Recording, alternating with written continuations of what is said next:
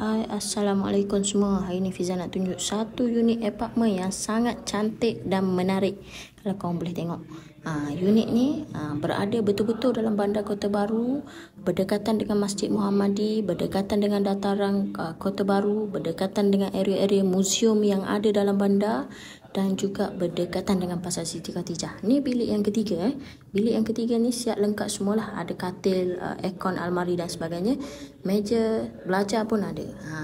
Bilik ni dia menggunakan konsep hidden door. Kalau kau masuk tak nampak bahawa ada satu bilik dekat situ. Jom kita pergi tengok pula bahagian dining area. Sini luas boleh berlari siap. Ni merupakan bahagian dapur. Bahagian dapur ni siap dengan renovation dah. Cantik sangat cantik unit ni.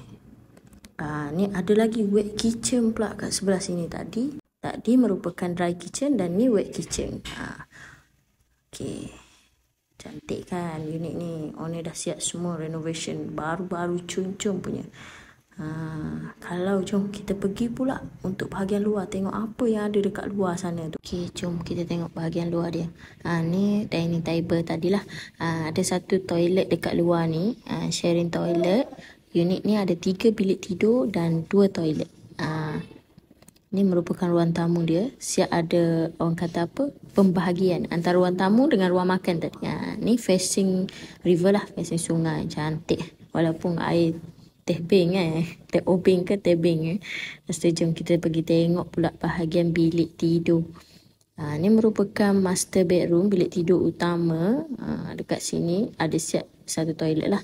Siap dengan wardrobe dan ada meja kerja dekat bahagian ujung tepi ni.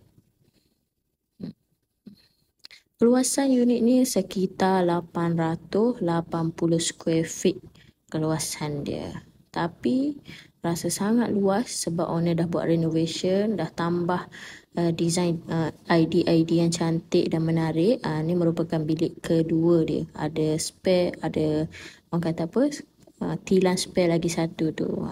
Siap fully furnished juga unit ni, sama untuk semua bilik.